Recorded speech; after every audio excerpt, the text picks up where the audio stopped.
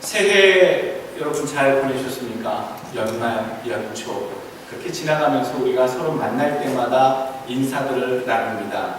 이번 주간에 참 많이 인사하셨을 것 같은데요. 새해 인사를 하면서 좋은 말씀들을 서로 주고받는 것, 이런 것들을 덕담이라고 하지요. 덕스러운 이야기를 건네서 그 꿈이 이루어지기를 축복하는 말씀들입니다. 이 인사를 나누고 덕담을 나눌 때 어떻게 표현하면 상대방이 좀 더 행복하고 감동을 받고 기뻐할까? 여러분 그 인사말을 나누면서 고민해 보시지 않습니까? 저도 이 덕담을 나눌 때 그냥 늘 하는 말, 그냥 행복하세요, 뭐 복 많이 받으세요, 그냥 뭐 건강하세요, 이런 말씀이 있겠지만 어떤 말이 서로 인사하는 그분한테 가장 지금 필요한 말이고 들었을 때 큰 감동이 있고 그것을 오랫동안 기억해서 그 말한 그대로의 삶이 이어질 수 있을까? 연말 연초에 많이 생각해 보았습니다. 나는 과연 어떤 인사를 건네받을 때에 가장 기쁜가? 여러분 그것을 한번 여러분 스스로 되물어 보시기를 바라겠습니다. 어떤 인사가 그렇게 받고 여러분 어떤 인사가 그렇게 받고 싶으십니까? 새해 복 많이 받으세요. 새해에는 소원 성취하세요. 이건 너무 보편적인 인사고요. 가장 그 사람에게 필요하고 갈급한 인사를 받았을 때 여러분 내 마음이 가장 흥분되고 마음이 억울해하는, 동의하는 그런 감동이 받았던 그 인사말, 여러분 과연 어떤 인사말이 여러분 가장 기쁘게 받아들였던 인사말, 올해의 인사말이었습니다. 새해 부자 되세요. 그랬을 때 내 마음이 동했다면 아마 내 마음이 좀 벌었으면 좋겠다 이런 마음이 가득했겠죠. 새해 돈 많이 버세요. 또 새해에 로또 당첨되세요. 이런 인사말도 들어보는 것 같습니다. 새해에는 건강하세요. 새해에는 시집 장가가세요. 새해에는 취직하세요. 새해에는 합격하세요. 여러분 그 각자가 처한 위치와 상황 속에서 그 말씀, 마음이 담겨진 이 단어가 들려질 때에 우리가 그 인사말 가운데 감동이 있고 감사가 담기게 된다는 것이지요. 깊이 상대방을 위한 그런 마음이 담긴 인사, 그것이 여러분들의 새해 첫 인사가 되길 바라고요. 또 그 인사말처럼 여러분 올해 새해에 이루어지는 일들이 주 안에서 성취되시길 주의 이름으로 축원합니다. 오늘 본문의 내용을 보시면 이 사도 요한이 사랑하는 장로 이 가이오에게, 이 가이오는요 데살로니가 교회의 첫 감독으로 그렇게 소개되어지고 있습니다. 이 가이오에게 편지하는 이 내용이 요한 3서에 이렇게 기록이 되어 있습니다. 오늘 새해를 맞이하면서 여러분들은 내가 정말로 사랑하는 사람에게 어떤 말로 내가 인사를 하였는가 한번 생각해 보시길 원합니다. 내가 그냥 건성으로 만나는 자들과 내가 진짜 진심으로 마음을 다해 마음으로 사랑하는 자에게 했던 인사가 좀 차이가 나지 않는가, 어떤 그런 부분들을 아마 발견할 수 있을 겁니다. 진정 사랑하는 자를 위한 인사는 어떠해야 할까? 여러분 남편과 아내가 서로 새해 지나시면서 인사하셨습니까? 덕담 나누셨습니까? 가족끼리 아이들한테 서로 덕담을 나누시고 새해에는 이렇게 되길 바란다, 새해에는 어떻게 되길 바란다, 부모님으로서 그런 말씀들 나눌 기회가 좀 있으셨습니까? 저는 저희 집사람이랑 새해 인사를 이렇게 꼭 껴안아주면서 이런 말을 나눴습니다. 새해는 여보 더 아끼고 많이 사랑해주자. 뭐 특이하게 하진 않지요. 뭐 유별난 인사는 아닙니다. 그랬더니 돌아오는 말이 참 마음을 감동을 줍니다. 더 잘하세요.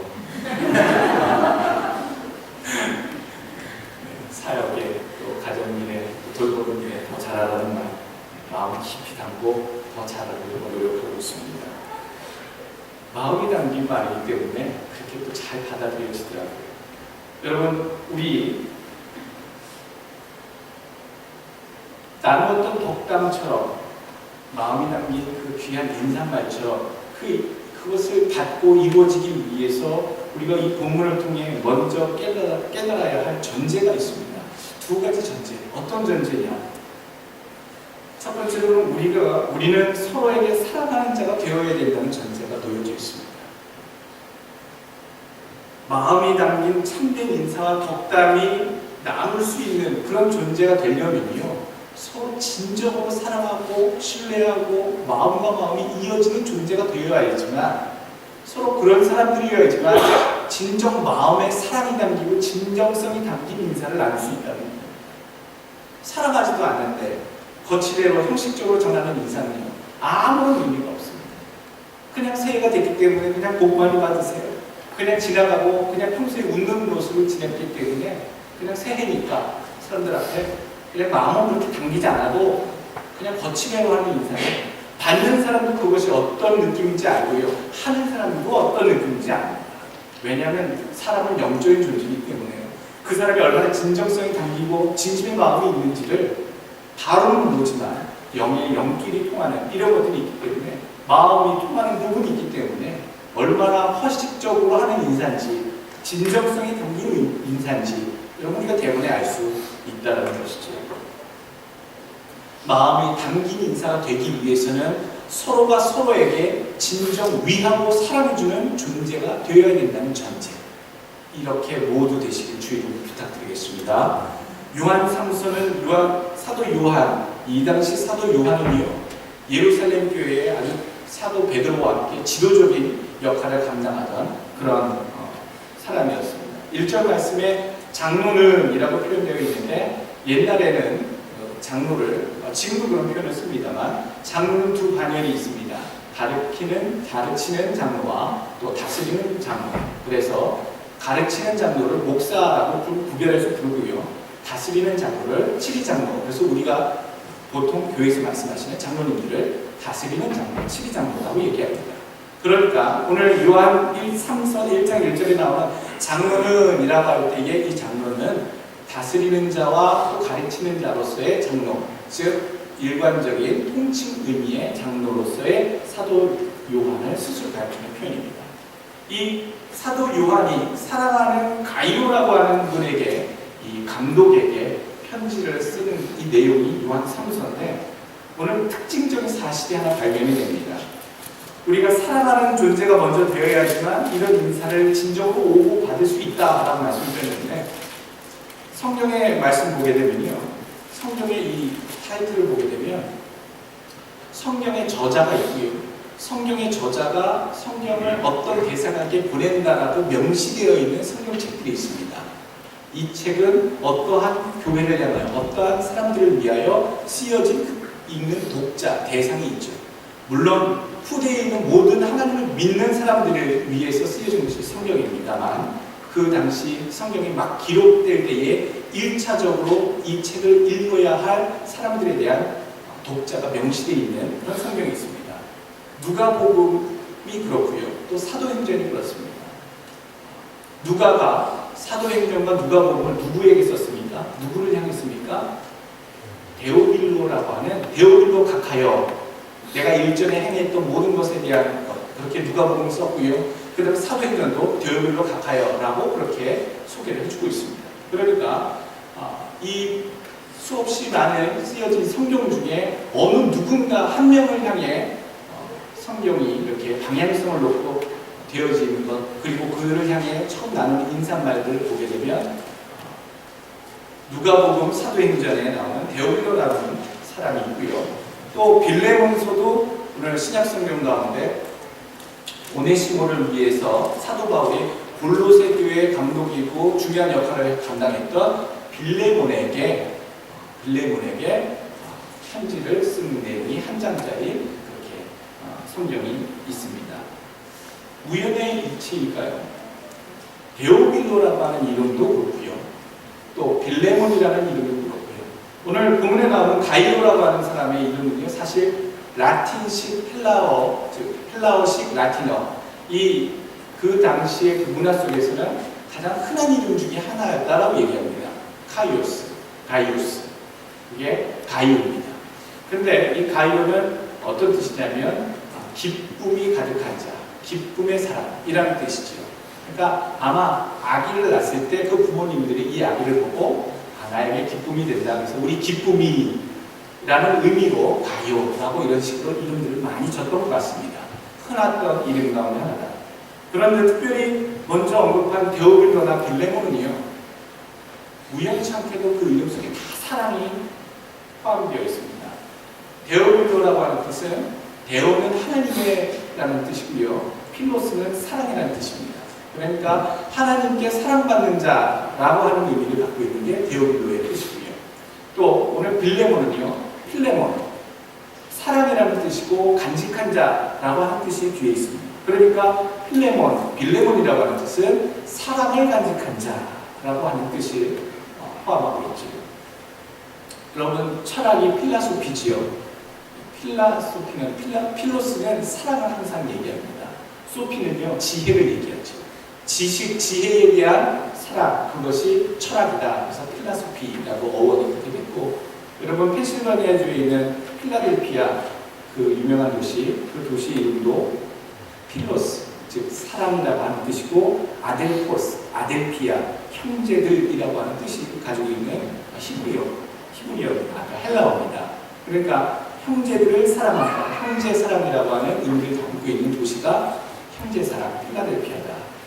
오늘 성경에 나오는 이 성경의 수신자 데오빌로와 빌레몬은요, 우연치 않게도 사랑이 담겨있는 사람, 하나님의 사랑을 받는 사람, 이런 의미로 지금 수비가 되어져 있습니다.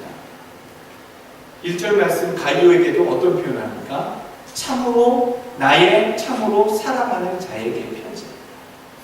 남자가 남자끼리 사랑한다는 표현 참 멋쩍고 쑥스러울 텐데, 그 사랑을 아주 순수한 의미로 아주 기탄 없이 그렇게 소개하고 쓰고 있습니다. 사랑하는 자에게 있습니다. 빌레몬서 1장 말씀 1절에 그리스도 예수를 위하여 갇힌 자 된 바울과 및 형제 디모데는 우리의 사랑을 받는 자요 동역자인 빌레몬과 및 자매 아피아와 및 우리와 함께 군사된 아키포와 내 집에 있는 교회에 편지하노니 하나님 우리 주 아버지와 주 예수 그리스도만조차 은혜와 평강이 너에게 있을지어다. 빌레몬서도 그렇고요. 오늘 이 요한 3서에 가이오에게 소개할 때에도 내가 참으로 사랑하는 자라고 분명히 얘기해주고 있습니다.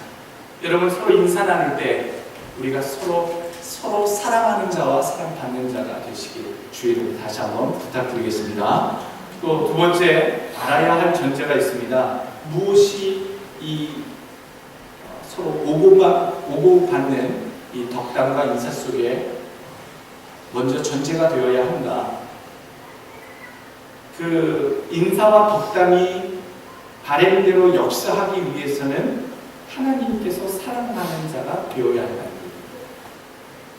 우리들이 참 사랑하고 존경하지만 하나님이 그 사람을 미워하고 하나님이 지금 경고하고 계시고 하나님께서 진노하고 계신 대상이 있다면 하나님이 암만 우리가 사랑하는 자를 위해서 복 받으세요, 하나님의 축복을 받으세요라고 얘기하지만 그 하나님께 대한 기도는 바람은 무용지물이 될 수밖에 없다는 얘기입니다. 역사를 이루시는 분은 하나님이시고요, 그 복을 받을 만한가를 판단하시는 분도 하나님이십니다. 하나님께서는 그 마음을 기쁘시게 하는 자에게 복을 주신다고 했는데 하나님의 마음을 근심케 하는 자에게 우리가 아무리 복을 빌어도 하나님께서 움직이시지 않은 상황이기 때문에 우리는 서로 사랑받는 자가 되어야 된다는 전제를 분명 먼저 했습니다만 동시에 하나님 앞에서도 사랑을 받을 만한 자가 스스로 되어 있으셔야지만 이 말씀대로 축복의 기원대로 이루어진다는 겁니다.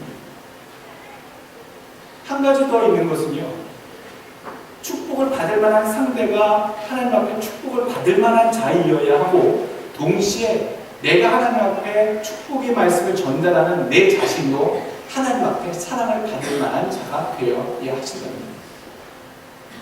중요한 것은 우리 모두가 하나님 앞에 우리 서로가 사랑하고 사랑받을 만한 자가 되어야 되고 사랑을 하는 자나 사랑을 축복하는 자도 모두 다 하나님 앞에 축복을 받을 만한 사랑을 받으시고 있는 분들이어야 한다. 그래야지만 그 역사하시는 하나님의 축복하시는 역사가 그 바람대로의 그 기원대로의 역사가 그 모두에게 일어날 줄로 믿습니다. 여러분, 우리가 서로 하나님 앞에 스스로 사랑받는 자가 되어야 하겠고요. 또 여러분 상대방도 하나님 앞에 사랑받으시는 분이 되실 수 있도록 도우시고 섬기시는 한 해가 되시길 주님으로 축원합니다. 3절 말씀 보시면요, 형제들이 와서 내게 있는 진리를 증거하되 네가 진리 안에서 행한다니 내가 심히 기뻐합니다 라고 얘기합니다. 뭐에 안에서 행한다고요? 진리 안에서 행한다는 소문이 들려와요. 즉 하나님의 말씀대로 행하고 뜻대로 산다라고 하는 소문을 내가 들으니까 내가 너무나도 기쁘고 행복하다. 하나님의 뜻대로 산다라고 하니 그 말씀 자체가요, 벌써 이 데살로니가 교회의 가이오와 함께한 이 교회 교인들이 하나님의 말씀에 순종하며 말씀대로 살려고 하는 그러한 하나님의 사랑을 받는 자로 확신을 받는 그러한 내용이 3절에 담겨져 있다는 겁니다. 이미 하나님께 칭찬 듣는 삶을 살고 있던 자들에게 축복의 말을 하는 것만큼 기쁜 일이 없다라는 얘기입니다. 여러분, 우리가 서로에게 사랑받는 자가 되시고 하나님 앞에 서로 사랑받으시는 자가 되시길 주의 이름으로 축원합니다. 오늘 우리에게 주시는 교훈이 이제 4가지로 요약이 됩니다. 어떻게 새해 첫 해에 우리 축복의 인사를 나누는데 그 축복의 인사를 나눈 그대로 받아들일 수 있는 존재가 될 것인가, 또 어떻게 그 축복을 누려갈 것인가. 오늘 첫 번째 우리에게 주시는 본문의 말씀은요, 먼저 영혼의 잘됨을 축복하시고 기원하십시오. 아까 우리가 교제 시간에 인사 나눴듯이 영혼의 잘됨을 가장 먼저 구하십시오. 사람이 육체로 사는 것이 있고요, 영으로 사는 것이 있습니다. 로또 당첨되세요, 부자 되세요. 여러분, 이 육체에 주어지는 환경과 물질의 축복들, 건강을 잃은 성공이 무의미하다고 말씀드렸듯이 영혼의 평안함이 없는 육신의 축복은 무의미합니다. 아무리 잘 먹고 아무리 잘 즐기고 행복하면 뭐합니까? 행복의 조건이 주어지면 뭐합니까? 마음에 평안이 없고 근심이 있고 걱정이 있으면요, 아무리 맛있는 것이 입에 들어와도요, 아무리 좋은 옷을 입어도요, 아무리 좋은 차를 끌고 다녀도요, 행복하지 않습니다. 아주 지옥 같습니다. 여러분, 우리가 먼저 마음의 평안을 누리는 것, 그것을 위해서 그 갈급함을 주 앞에 비는 것, 이것이 먼저이신 줄 믿으시길 바라겠습니다. 로또 당첨돼서 행복할 줄 알았는데 자녀들이 재산 달라고 싸우고, 아내도 틈만 보면 이혼하자고 달려들고, 매일같이 친하지도 않은 사람들이 자꾸 연락오고 나눠달라고 연락오고, 또 내 것을 내 주변에 언제라도 노려서 달려들어서 뺏어가려고 하는 사람들의 위험이 내 주변에 도처에 깔려있고, 로또 당첨받은 사람들의 고민을 적어놓은 겁니다. 행복할 것 같은데 그렇지 않다는 것이죠. 그들의 마음이 평안하지 않다라는 얘기입니다. 어지간한 단단한 각오나 또 마음의 내려움 없이는 불가능한 것이 마음의 평안입니다. 영혼이 세상 쾌락과 유혹에 빠져 멀쩡히 다니는 것처럼 보이지만 영혼이 이미 빈곤하여 핍절하여 자는 사람도 있습니다. 여러분, 하나님의 말씀을 2주만 안 들으면, 보통 설교학 하신 목사님이 하신 말씀 기억납니다만, 사람이 2주 동안만 하나님의 말씀 안 듣고 예배 안 드리면 그 영혼은 이미 죽었다라고 봐야 됩니다. 그러니까 2주 연속 교회 빠지시면 그냥 나는 살아가고 생활하는 것 같은데 내 영은 이미 말라 죽어간다, 죽어있다라고 생각하시는 거죠. 얼마나 무섭습니까? 정신과 영혼, 이 모든 것들이 하나님 앞에 말라져 있는 내 존재가 아닌지, 참 나는 핍절한 존재는 아닌지, 내 영혼은 하나님 앞에 건강하고 내 영혼은 하나님 앞에 불쌍하지는 않은지, 여러분 먼저 여러분 스스로의 영혼을 돌이켜보시고 정서가 메마르지 않고 내 영혼이 메마르지 않도록 여러분 주 앞에 내 영혼의 평안을 먼저 구하시고 내 사랑하는 사람들의 영적인 평안을 먼저 누릴 수 있도록 간구하시는, 구하시는 여러분 되시길 주의 이름으로 축원합니다. 두 번째로는요, 영의 잘됨을 구하신 후에는 범사의 잘됨을 구하라. 이미 영혼의 평안함을 누린 사람들이 누릴 수 있는 단계가 범사의 평안함, 범사의 잘됨의 축복입니다. 말씀하시는 이 범사는요, 모든 일입니다. 모든 일. 그러니까 행복한 일의 연속적인 일들의 모든 것들이 아니고요. 좋은 일, 나쁜 일, 슬픈 일과 또 행복한 일, 기뻐하는 일, 괴로운 일, 여러 가지 모든 일을 다 포함하는 것이 범사라는 일입니다. 그 범사에 잘 된다라는 축복이 무엇이냐? 좋은 일이 연속이 되는 것을 여러분 우리가 착각 속에 구하는데 이것을 구하는 게 아니라 세상살이 가운데 희노애락이 분명히 있습니다만 기뻐하는 일을 계속적으로 감사하고 기뻐하고요. 슬퍼하고 어려운 일이 있으면 그 슬퍼하고 어려운 일, 고난의 일을 통해서도 하나님께서 나를 훈련시키시고 단련시키심으로 결국엔 나를 존귀한 자로 주실 복을 그 주시기 위한 그 과정으로 나를 경험케 하시네. 그것으로 고난과 여러 가지 슬픈 일과 어려운 일도 이겨낼 수 있기 때문에 여러분 범사라고 하는 이야기는 모든 좋고 나쁜 일의 결과가 주 안에서 잘 된다라고 하는 축복입니다. 그러니까 지금 조금 힘드신 분들, 나는 올해 하나님의 사랑을 못 받았는가? 나는 하나님이 저버리셨는가? 내가 이 일을 자초했는가? 아니면 내가 하나님이 이 일을 당케 하시는가? 여러 가지 판단이 쓰겠습니다만 주 안에서 주님을 바라보시는 자들은 일단 결국엔 주 안에서 잘 될 것이다 믿으시기 바라겠습니다. 형통할 것이다. 이미 하나님이 간섭하시는 자의 삶은요, 좋은 일이나 굳은 일이나 의미가 없습니다. 상관없습니다. 잠시 잠깐의 기쁨도 있고 어려움도 있고 슬픔도 있고 감사함도 있지만 이 모든 것들이 주님과 함께하는 동행하는 삶이라면 이미 그 자체가 우리의 큰 축복의 삶이신 줄 여러분 믿으시길 바라겠습니다. 또 세 번째 주시는 우리에게 서로 축복의 인사를 나누며 우리가 마음에 좀 담아두어야 할 것은요, 육체의 강건하기를 축복하십시오. 육체의 강건은 이 육체 건강을 얘기합니다. 올해도 건강하세요. 세상에서 우리가 그렇게 말씀을 드립니다만 분명히 알아두셔야 될 것은, 가장 먼저 구할 것은, 가장 우선적으로 구할 것은 영혼의 잘됨, 영혼의 강건함이고 그 다음 범사에 감사고 그 다음에여야지만 육체의 강건함도 빈만한 순서가 온다. 그 순서가 좀 있다라는 것이지요. 건강한 정신은 건강한 육체로부터. 여러분 이 표 어디서 보셨습니까? 어디서 들으셨습니까? 이거 체육 선생님들이 맨날 우리 교훈하실 때 작대기 들고 혼내시면서 체육 시간 장난치지 말고 빨리 줄이고 체육 시간 노는 시간이 아니야. 건전한 정신은 건강한 육체에서부터 난다. 알겠는가? 그러면서 맨날 이렇게 풀게 하시는 것이 생각납니다.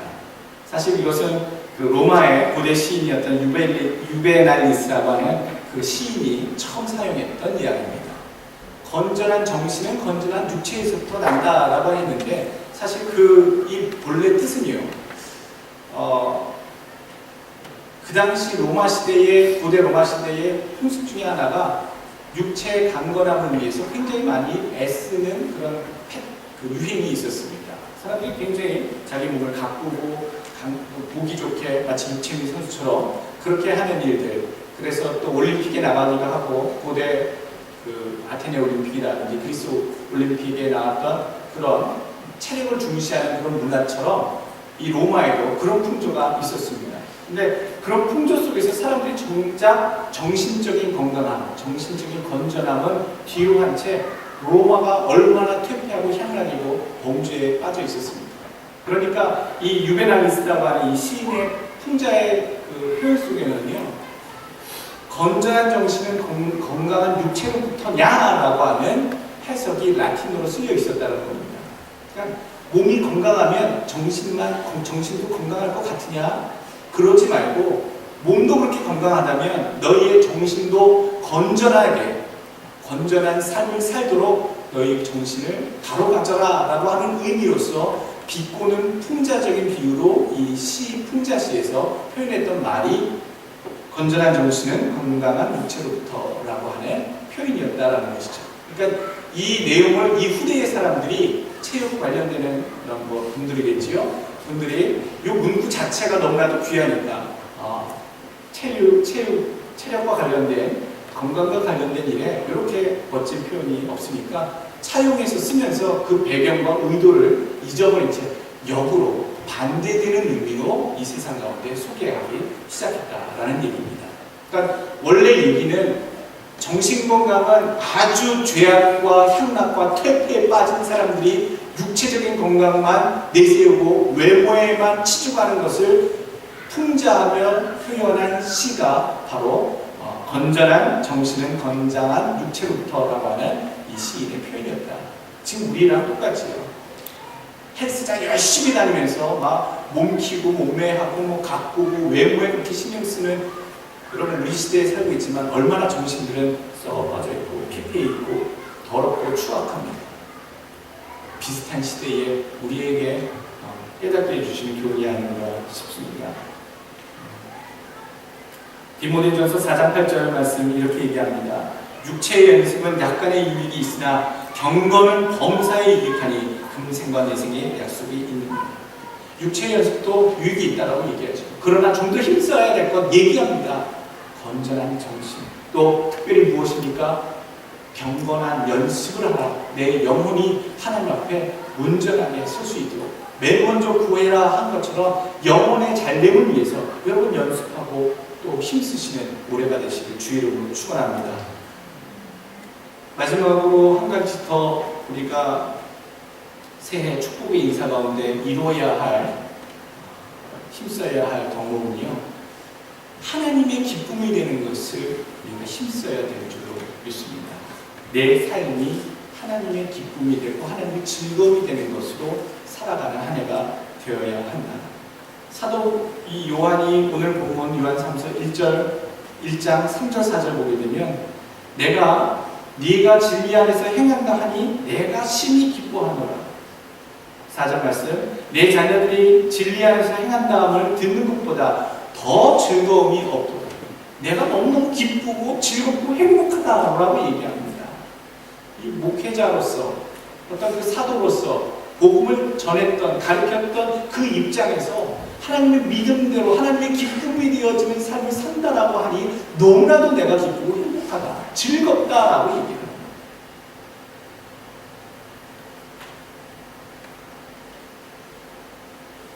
3절 4절의 내용으로 여러분 우리에게 주시는 것은요, 올해 한 해 내가 살아가는 삶이 하나님이 기뻐하시는 삶이 되기를 주의 이름으로 축원합니다. 이 잠언 25장 13절 말씀, 충성된 사자는 그를 보낸 이에게 마치 추수하는 날에 얼음 냉수 같아서 능히 그 주인의 마음을 시원케 하느니라. 충성된 자의 삶이 그렇다. 고린도전서 16장 18절, 저희가 나와 너희의 마음을 시원케 하였으니 그러므로 너희는 이런 자들을 알아주라. 하나님의 마음을 기쁘시게, 하나님의 마음을 시원케 해드리는 자 되시길 바랍니다.